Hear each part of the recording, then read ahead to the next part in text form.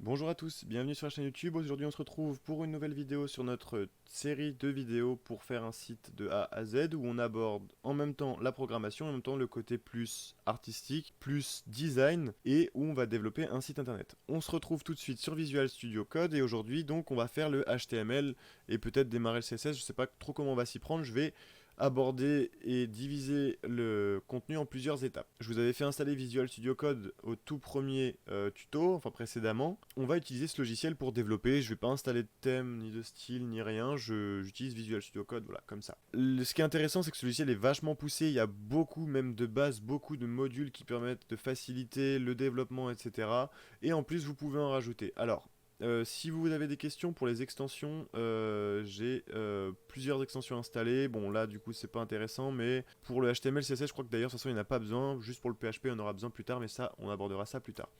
Alors, ce qu'on va faire, c'est qu'on va déjà commencer par aller dans le fichier et ouvrir un dossier. Ici, on va cliquer sur ouvrir le dossier. Vous sélectionnez le dossier qui va contenir votre site web et on va pouvoir commencer à développer. Je précise que si vous n'avez pas vu la première vidéo de cette série, la toute première, il faut absolument la regarder si vous êtes vraiment débutant parce que c'est là où j'explique le concept, etc. de comment fonctionne un site internet, pourquoi ce sont des fichiers, quel langage c'est fait, etc. Vraiment, la première vidéo est essentielle. On va pouvoir commencer à créer notre première page HTML, notre premier site web. On va pouvoir avec Visual Studio, ici donc là on est dans le dossier tutoriel, on va créer un fichier qui va s'appeler index.html. Pourquoi index Première chose, c'est que dans la plupart des serveurs web, donc les serveurs qui vont héberger votre site, il faut faire tourner votre site. Dans la plupart des cas, enfin même tout le temps en fait, c'est juste que l'index, enfin le nom index. L'extension c'est défini comme le fichier de base. Donc l'entièreté des serveurs web savent qu'un fichier qui s'appelle index, c'est le fichier racine, enfin c'est le fichier qu'il faut ouvrir à partir du dossier en fait. Donc vous pouvez très bien le nommer machin.html. Si votre serveur ne sait pas que le fichier qui s'appellera machin.html est le fichier à ouvrir quand on se rend sur une URL sans préciser de fichier, vous affichez l'arborescence de votre dossier. En gros, ce qu'il faut savoir, c'est qu'on l'appelle index.html par convention, voilà, c'est ça. L'avantage aussi avec Visual Studio Code, c'est qu'on va pouvoir simplement marquer doc, ici faire entrer, ça va nous générer l'arborescence de base d'un document HTML. Ici, on enlève EN pour dire qu'on est en langage FR. Ça va vous permettre d'avoir un meilleur référencement parce que du coup si vous écrivez en français alors que c'est marqué le langage, c'est marqué que vous parlez en anglais sur ce site, le référencement va automatiquement baisser. Les robots comprennent ce genre de choses. En termes de référencement, c'est plus intéressant. Ici, le charset UTF-8 va permettre l'encodage des caractères spéciaux, comme le U qu'on retrouve ici, comme les caractères spéciaux, plusieurs choses, mais voilà, les et aussi, effectivement, voilà, tous ces caractères vont être encodés et donc vont apparaître visuellement comme le et ici va apparaître en et non pas en suite de caractères incompréhensibles. Le title, c'est le titre du document, ce qui va être affiché comme ici. Le title de mon document ici, c'est index.html. Et bah ici, on va mettre par exemple mon site. Et en fait, quand vous allez ouvrir un site web, et bah dans l'onglet en haut à gauche, c'est le titre qui va apparaître. Ça, pareil, c'est impératif, il le faut pour le SEO. Et donc ici, en fait, je vous avais pas précisé, mais on était dans des balises head qui vont définir du coup l'entête, on va dire, enfin, ouais, l'entête HTML de notre site. C'est pas, là, il n'y a rien de visuel, c'est vraiment juste des variables qu'on va pouvoir déclarer, etc. Ce que va comprendre le navigateur. Ça ne sera pas interprété visuellement. Le HTML, ça se comporte comment? En fait, ça va être un système de balisage, un langage de balisage, c'est pas un langage de programmation. Vous allez ouvrir une balise et refermer une balise. Ici, on voit que notre balise HTML est ouverte ici. Et ici, on voit la balise HTML mais avec un slash devant pour dire qu'on la referme. Et donc, tout ce qu'il y a à l'intérieur entre ces deux balises, ça sera ce qu'il y a à l'intérieur de notre balise HTML. Et on voit ici qu'effectivement, eh bien, à l'intérieur de nos balises HTML, on a une balise head qui est refermée juste ici. Et donc en fait c'est ça, c'est un système de balisage, c'est-à-dire que c'est un point d'entrée, un point de fermeture, et à l'intérieur on va stocker du contenu. Voilà pour le HTML. C'est vraiment quelque chose de simple, on va pouvoir retrouver le XML qui fonctionne sur la même base, c'est du markup language, c'est du balisage. Donc pour notre balise head, on va avoir terminé, et pour notre balise body, et bien là c'est là où on va mettre tout le contenu de notre site internet. Donc on va mettre le texte, etc. etc. Des balises en HTML, vous allez en avoir plein.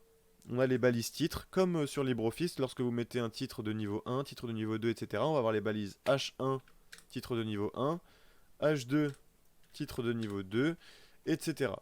Bon, je revois vite fait les bases. J'estime que c'est pour débutants, c'est pas forcément. Enfin, ça dépend de quel type de débutant on s'adresse, mais j'estime que c'est globalement quelque chose de plutôt connu, un peu le HTML. Donc voilà. Si vous avez des questions, ça se passe en commentaire ou ça se passe sur le serveur Discord. Vous pouvez échanger entre vous et voilà. Bon, le HTML pour moi c'est vraiment quelque chose de basique, mais surtout si vous avez des questions, il ne faut pas hésiter à les poser. Dans les balises head, c'est là qu'on va pouvoir aussi charger nos fichiers style, donc pour ramener le CSS et faire du design, ou de fichiers JavaScript. Après, ça dépend de comment on veut qu'il soit exécuté, mais voilà. Si je précise simplement que pour le JavaScript, on peut être amené à initialiser notre script dans le head, mais le problème c'est qu'en fait la lecture du document HTML se fait en lecture de haut en bas, et donc du coup quand notre serveur, enfin notre site va être chargé, la personne, et que la personne va charger l'entête du coup HTML, elle va charger directement le fichier JavaScript. Le problème c'est qu'il n'aura pas fini de charger forcément le reste du document que le fichier JavaScript aura déjà chargé. Donc on peut être amené à faire charger le fichier JavaScript à la fin du document. Comme ça, le DOM, donc le contenu, enfin l'arborescence de notre page, a déjà été chargé, on peut faire directement nos modifications. Ou alors, si on charge notre fichier d'entrée dans le head, on va dire en JavaScript qu'on va attendre que le fichier soit complètement chargé. Comme ça va nous permettre de pouvoir accéder à tout notre contenu, tous nos blocs en HTML. On passe du coup au body, et en fait dans le body c'est là qu'on va mettre tous nos balises, tout notre contenu. On va pouvoir mettre un paragraphe, paragraphe se symbolise par la balise P, et dedans on va pouvoir écrire notre texte, et voilà, etc. etc. On va avoir les balises div qui vont être des balises qui vont servir à contenir des choses. Ça va être, vu que en fait elles ont un display block, donc du coup ça va plus être utilisé en tant que guise de conteneur. On peut avoir des balises sections, on peut avoir voilà, plusieurs choses. Mais globalement, on va se contenter de ça aujourd'hui. On va se contenter aussi, on va utiliser les balises UL et OL. Donc c'est en fait pour faire des listes. Donc en fait, une balise UL, ça va être une balise qui va, on va dire, bah ça c'est une liste en fait. Ça c'est une liste, et dedans on va mettre des éléments de notre liste qui vont se symboliser par des LI. On peut avoir la balise OL à la place de UL. La différence des deux, c'est simplement comme sur LibreOffice en fait, ça va être une liste à puce ou une liste numérotée. OL c'est ordered number, ordered list pardon, et donc on va avoir des numéros, et UL c'est unordered list, et on va avoir des puces, des petits points. Bon, ça on le bordera plus tard, mais voilà les bases pour notre document. Alors du coup on va s'en tenir à la maquette qu'on a fait la dernière fois. J'avais pas précisé la dernière fois, je le précise comme ça, je sais pas si je vais faire au montage une petite aparté. On peut enregistrer via Adobe XD, on peut exporter en PDF notre maquette, et c'est ce que j'ai fait, et on va s'attacher à cette maquette, on va la respecter aujourd'hui. J'ouvre ma maquette que j'ai exportée en PDF, qu'on avait fait la dernière fois, et voici à quoi elle ressemble. Notre header, notre contenu, tout ça, le footer, et voilà. Alors aujourd'hui je pense qu'on va faire que le HTML, c'est-à-dire on va prendre cette maquette et on va se dire voilà, là il y a des blocs de ça, etc. Comment on peut réfléchir la chose? On a notre header, donc ça va être un bloc qui va faire tant de hauteur et 100% de longueur. Dedans on va avoir une liste de 3 éléments qui vont être le premier élément qui va être accueil, le deuxième élément à propos et troisième contact. Et à gauche, on va avoir une image qui va être notre logo. On va commencer par faire le header. Pour le moment, on va juste réfléchir au HTML, comment on va pouvoir constituer ça. Et ensuite, on fera le style aujourd'hui ou dans une prochaine vidéo. Et bien c'est très simple, pour faire un header, pour faire une en-tête visuelle dans un document HTML, on peut générer des balises qui s'appellent header. Et donc ça, il va comprendre que c'est l'en-tête du document, c'est le petit bandeau qu'on a en général en haut. Et dedans, eh bien, on va tout simplement mettre un lien. Alors un lien, ça symbolise par une balise A. Et href, c'est l'attribut qui va nous définir le lien vers lequel il ramène. Alors pour le moment, je vais mettre slash. Ça va nous permettre, normalement sur votre serveur web, en fait le slash représente la racine du serveur web, et généralement la racine est mise à votre site internet, sauf si vous en avez plusieurs, mais du coup ça nous ramènera à la racine de notre site, c'est-à-dire au index.html. Généralement il y en a qui mettent hashtag aussi, parce que le hashtag ça rajoute juste hashtag dans l'URL, et du coup ça fait rien changer. Et dedans on va mettre une image. Pour insérer l'image, on va mettre une balise qui s'appelle img. Dedans, on peut lui indiquer la source et alt. Alt, c'est le texte de substitution. Si l'image n'est pas chargée parce qu'elle n'existe pas, ou qu'elle n'existe plus, ou qu'il ne la trouve pas, ça sera le texte qui va être affiché à la place. Ce qui est conseillé pour le référencement et donc le SEO, ce qui est conseillé, c'est de remplir le plus possible les balises alt dans les images, pour remplacer, parce que les robots sont vachement regardants de ça. Donc ici on va dire que c'est notre logo de l'équipe. La source, ça sera dans un dossier qui s'appelle img et logo.png. On ne l'a pas encore. Vous voyez qu'ici, voilà, notre site est vide, on a juste notre index.html. Et donc ce qu'on va faire, c'est qu'on va aller créer un dossier qu'on va appeler img, où dedans on va stocker toutes nos images. Je suis dans mon dossier img que je viens de créer sur Visual Studio Code et je vais glisser les images que nous avons utilisées précédemment lors de la création de la maquette. Voici les images, hop, et du coup on va voir dans Visual Studio Code, elles sont importées automatiquement ici, et nous on cherche du coup logo.png, donc ici il va effectivement la trouver. Bon, pour le moment on va voir ce que ça nous donne comme rendu, donc rien de plus simple. On vient dans notre dossier et puis on lance tout simplement index.html. On a lancé notre fichier et là on voit effectivement qu'on a juste une image qui apparaît parce que on n'a que ça de représentatif sur notre document. Donc là tout est correct. Ah oui, je vais rajouter quelque chose qui n'est pas sur la maquette, mais ici je vais mettre juste un petit titre qui va dire mon site, voilà. Hop, donc ici on rajoute un lien, pareil, slash, et dedans on va écrire comme contenu. Oula. On va créer comme contenu mon site. On rafraîchit notre lien et là on voit bien qu'il apparaît. Enfin on va ajouter notre liste comme je vous l'ai précisé tout à l'heure avec la balise UL, donc ce sera une liste non ordonnée et dedans on met des éléments li qui seront les 3 éléments suivants. Les 3 vont ramener vers le dièse ou le hashtag accueil, hashtag à propos, hashtag contact. Ça permet de faire des liens encre dans le document, c'est-à-dire qu'en fait on va aller chercher les liens dans le document qui s'appelleront contact et qui auront un identifiant contact. Le dièse symbolise l'identifiant et contact, on va chercher celui qui a l'identifiant contact. Un identifiant comparé à une classe en CSS et en HTML, ça va être différent, mais ça permet la même chose. Un identifiant et une classe permet de cibler un élément HTML. Donc si par exemple ici je rajoute l'attribut classe et que je lui dis test, eh bien mon élément A aura la classe test. Si je peux lui mettre id est égal à test, mon élément A aura la classe test et l'id test. Et je peux juste mettre l'id par exemple, peu importe. C'est la même chose, sauf que en CSS, on va cibler les éléments de deux manières différentes. Un id, ça se cible avec le dièse test, et une classe, ça se cible avec le point test, qui vont nous permettre d'appliquer du style, de faire des modifications de couleurs par exemple, etc. Il y a une différence et elle est très importante à savoir, c'est qu'un ID ne peut être apposé que sur un seul élément de notre DOM HTML, de notre contenu HTML. C'est-à-dire que ici, je peux lui dire que c'est l'ID test.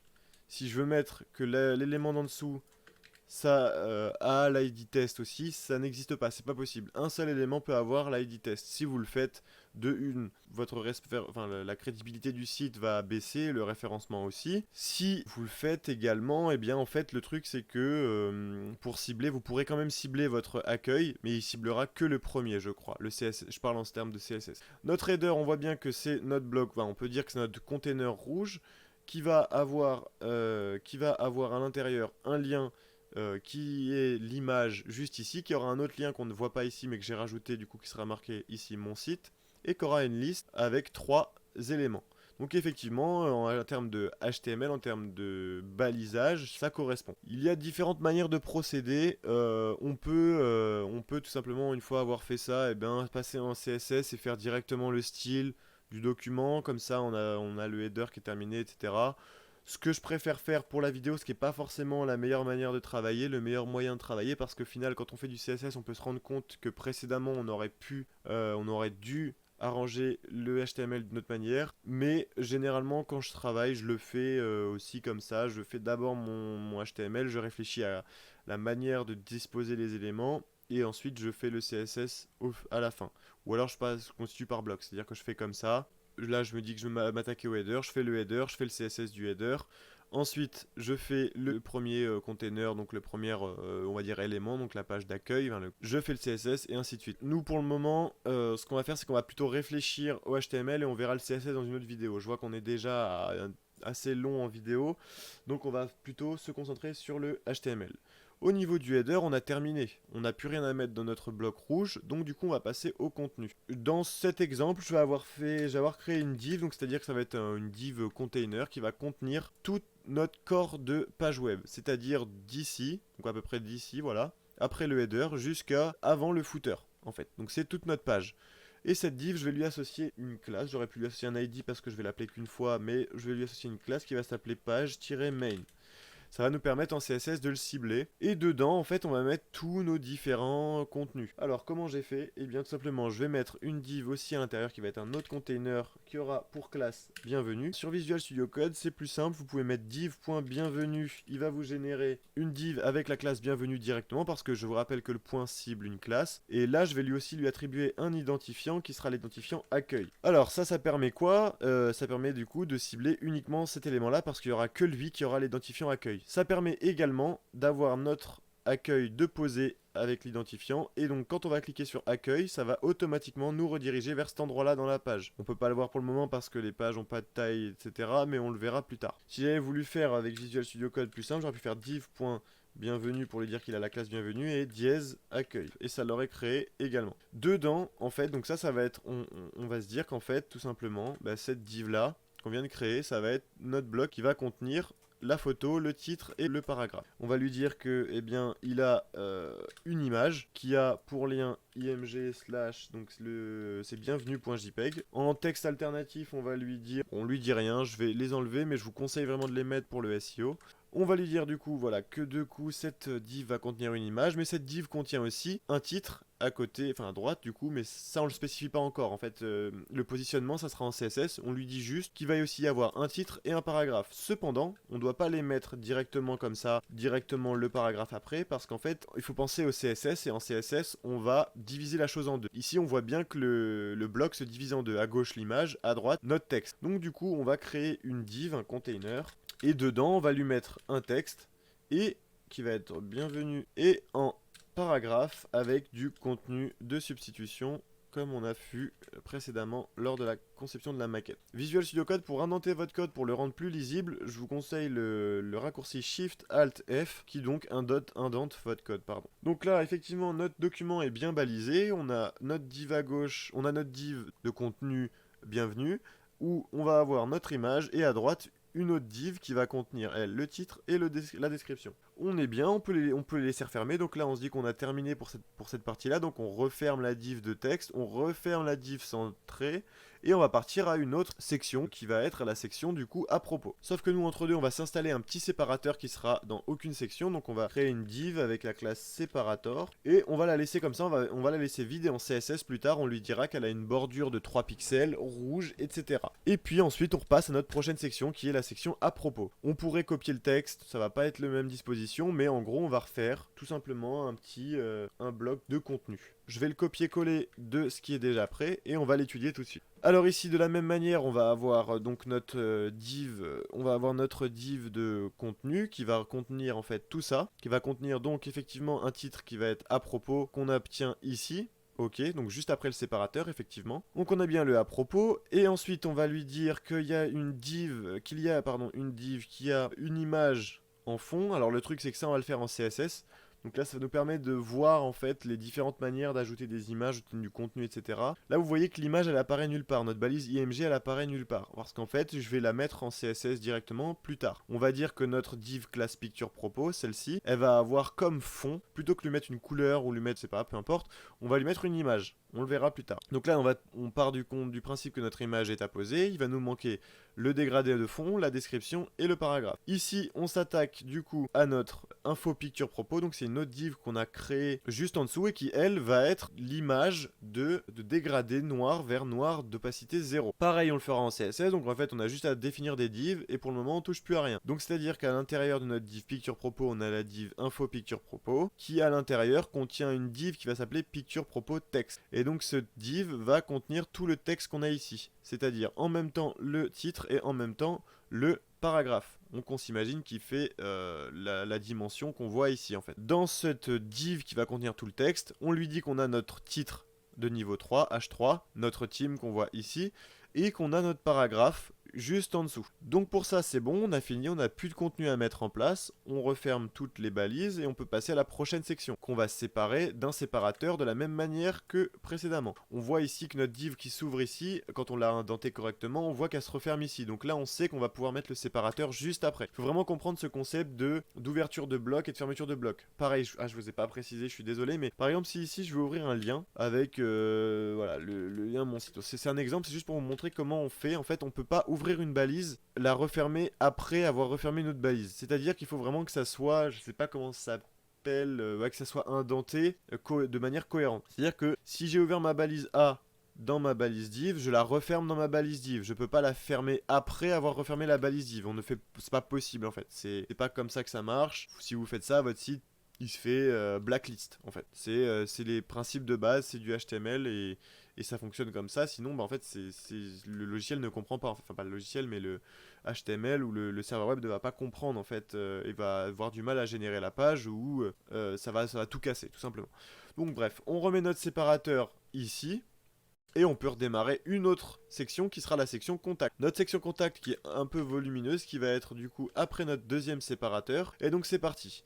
On voit qu'on a bien notre section contact, pareil d'ID contact qui va nous permettre de faire le lien avec notre menu. Alors ensuite on a un titre de niveau 2 qui sera contact. De la même manière qu'on a notre titre de niveau 2 ici à propos. Et ensuite on a un div qui a pour nom de classe form contact container. Ça va être notre div qui sera, voilà, ici, je peux éditer le PDF. Ça va être notre div form contact container. En fait, là, ce qu'on va faire ensuite avec les champs où l'utilisateur va pouvoir écrire son nom, va pouvoir écrire son mail, va pouvoir écrire son message, ça va être un formulaire. C'est-à-dire que c'est un formulaire, l'utilisateur peut remplir des champs qu'il peut ensuite envoyer. Et donc un formulaire est composé du coup forcément de champs d'input que l'utilisateur va rentrer, d'un input qui est de type submit, de type envoyé, qui va nous permettre de faire l'action de notre formulaire. Ça, c'est quelque chose qu'on va traiter en PHP plus tard, mais on l'écrit en HTML pour définir que c'est un formulaire. Il n'y a pas d'autre moyen que de faire un formulaire. Alors, une balise form se compose de cette manière. C'est une balise form, F-O-R-M, et elle a deux attributs qui sont obligatoires, mais qu'on ne remplit pas pour le moment. On le verra quand on va commencer à faire le site en PHP. On va avoir l'action, c'est-à-dire que c'est là, l'action, ça va être le fichier où le formulaire va être traité. Quand le client, la personne, l'utilisateur va cliquer sur envoyer,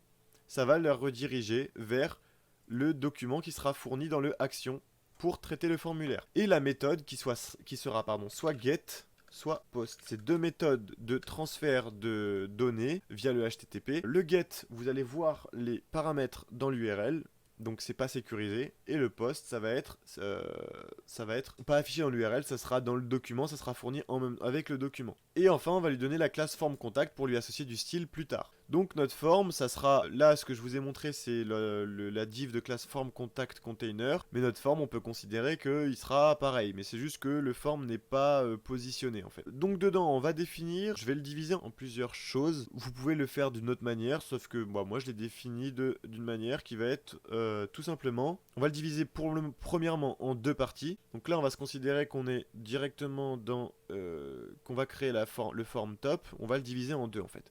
On va se mettre une petite séparation ici, et tout ce qu'il y a en haut, on va le lier dans un même div, et ce qu'il y a en bas, c'est que le bouton envoyer, ça va être un autre bloc. Donc là, on voit bien qu'on a deux blocs. On a un bloc dessous, et on a un bloc dessus. Dans ce bloc dessus, donc c'est qui aura la classe form top, il va y avoir le côté gauche, que j'ai appelé form left. Vous pouvez l'appeler comme vous voulez, les noms des classes, vous les donnez comme vous voulez.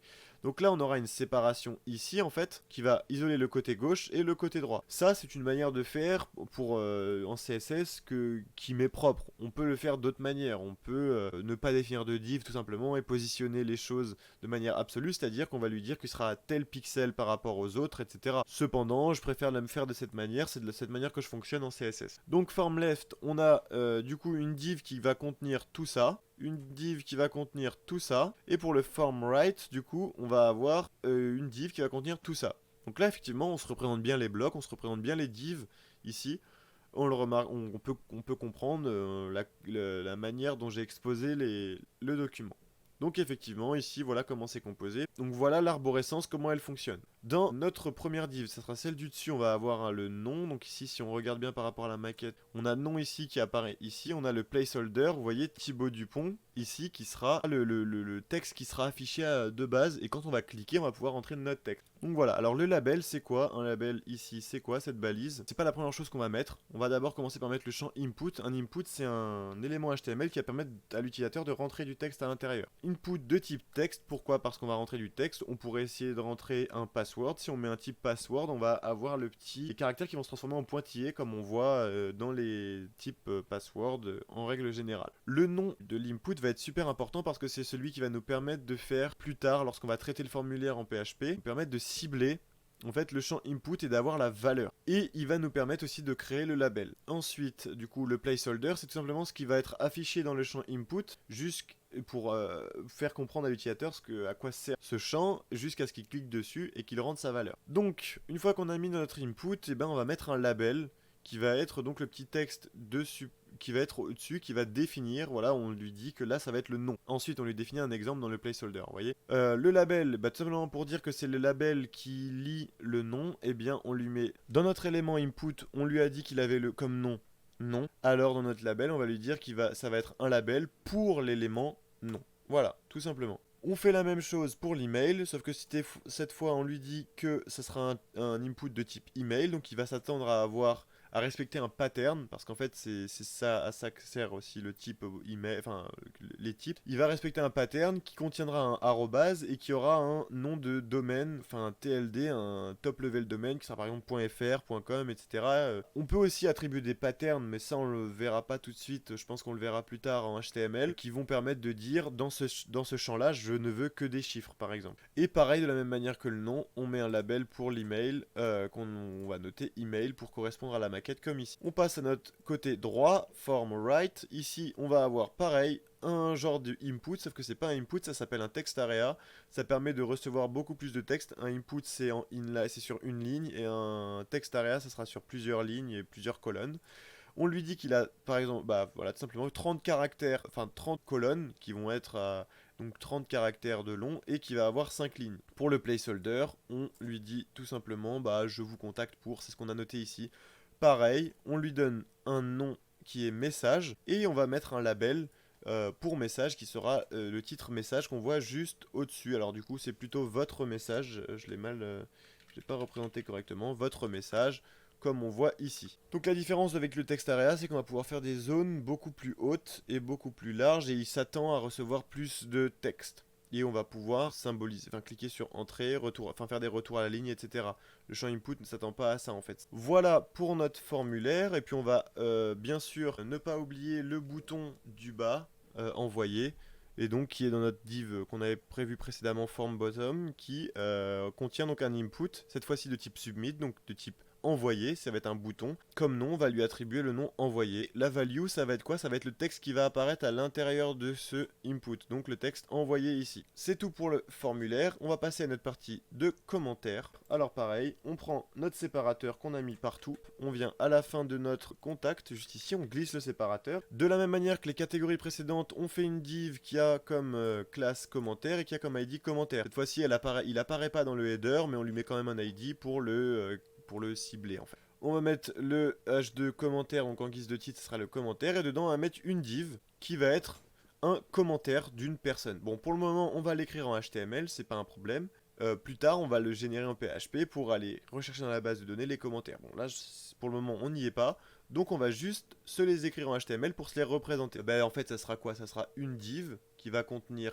Donc, ça sera notre div de base, donc qui a l'ID commentaire qu'on voit ici, qui aura une image, ici, effectivement, une image, et qui aura une autre div, pareil, qui va contenir du texte, juste ici. Et dedans, il y aura donc dans cette div de texte, il y aura deux éléments. Le titre, qui sera le H3, donc qu'on voit ici, Jean Dupont, et le commentaire en question avec le texte. Voilà, en fait, tout simplement, ça ressemble fortement à cette chose-là, parce qu'on a une image, un titre et une description de la même manière. Cependant, l'image pour notre commentaire sera plus petite. Et en fait, tout ça, voilà, tout ce qui a la classe commentaire, en fait, ça nous fait un commentaire. On peut le dupliquer au maximum pour faire un nombre de commentaires illimité en fait. Ça, si je le duplique, ça va me l'afficher un nombre de fois, le nombre de fois où je le duplique. Et donc voilà pour notre section commentaires, c'est très simple. Ensuite, on rajoute à la fin, juste ici, bien sûr, elle se ferme, c'était déjà fermé tout seul, donc la page main qui va se fermer parce qu'on a fini. Et on aura juste à représenter le footer, comme je vous ai dit précédemment. Donc ça, tout ça, c'est notre page, notre page main, qui se referme juste ici. Et ensuite, on va faire un élément footer qui se symbolise en HTML comme le header, sauf que ça va être un footer pour pied de page. Et on va juste, tout simplement, mettre un titre à l'intérieur qui sera mon site 2020. Donc là, j'ai juste marqué 2020. Bon, on va marquer mon site 2020 et ensuite, en CSS, on viendra faire le style pour le centrer. Donc là, en fait, on a tout notre corps de page qui est fixe. Tout est défini, tout est bien ordonné, et plus tard, on pourra passer au CSS. On peut aller donc sur notre document, le lancer sur notre navigateur et faire un actualiser. Et là, on va voir que voilà, tout est bien chargé, toutes les images. Cependant, effectivement, on n'a pas du tout de style. On voit bien nos inputs ici, notre text area avec son label, etc., notre bouton envoyer, tout est bien là, juste c'est du basique, c'est-à-dire qu'il n'y a aucun style. Ici, on voit bien notre petite liste, accueil à propos contact. On peut tester la liste d'ailleurs, si je clique sur accueil, il va me ramener effectivement du coup à la page d'accueil. Si je clique sur contact par exemple, il me ramène voilà dans la section contact. Donc ça, vous voyez que ça fonctionne très bien. Dans le prochain épisode, on se chargera de commencer le CSS. Je ne sais pas si on fera tout le CSS, parce que je vais essayer aussi de vous apporter la notion de responsive, que j'ai peut-être décrit dans la toute première vidéo, c'est-à-dire de faire en sorte que les designs, enfin que les sites soient en même temps possibles de visualiser sur téléphone et en même temps sur grand écran. Parce qu'effectivement, un grand écran comparé au téléphone, eh ben, c'est différent. C'est-à-dire que un grand écran, il a une largeur plus haute qu'une hauteur, et un écran de smartphone, il a une largeur plus petite qu'une hauteur. Et du coup, on va devoir placer nos éléments de différentes manières, etc. C'est tout pour cette vidéo où on a développé le HTML de notre projet. Je vous remercie de l'avoir regardé. Si vous avez des questions, ça se passe en description ou dans le serveur Discord. Merci d'avoir regardé cette vidéo. N'hésitez pas à vous abonner, à liker et à me dire si cette série vous plaît en commentaire. Je vous dis à bientôt pour une autre vidéo. À bientôt. Au revoir.